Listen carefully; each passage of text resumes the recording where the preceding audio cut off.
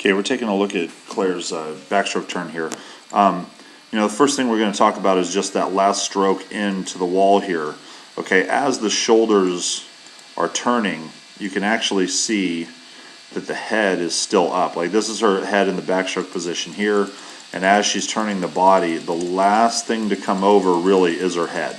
Okay, so we want to make sure we actually start that position, or start that transition, I should say, with the head. The head's got to drive over a little bit quicker, okay, and kind of start getting yourself, onto your stomach. It's just such a late, kind of easy-going transition from back to stomach, because that head just will not come down quickly enough. It's got to come down quicker than that.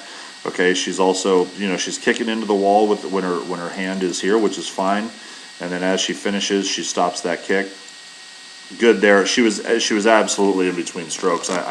That's typically not how far away she is from the wall, so I'm really not going to hold that against her there. But it starts with that head right there. The body's already starting to turn, and it's almost halfway before that head gets there. So you gotta drive the head a lot better to get over. It's too easy. It's too comfortable.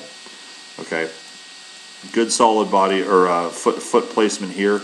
I would like to see that as we hit and we start that push, you can see that the hips get away from that power source. Okay, the hips want to stay really, really close to your ankles here.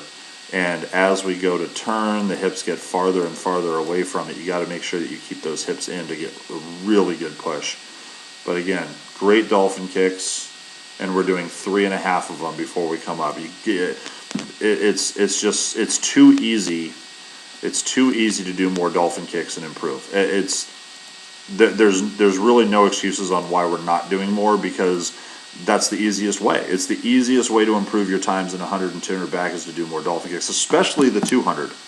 Okay, because if we can, instead of going 3 kicks, if we can go 4 or 5 off every wall, you're saving yourself between 4 and 8 strokes for the entire 200. 8 strokes is a half a lap, so you're saving yourself 12.5 yards if we're just adding 1 kick per wall. So it's too easy not to do, and we got to make sure that we stay disciplined on doing that. But overall, pretty good turn. I would like to see her obviously closer in on the wall right here and get a little bit better push off.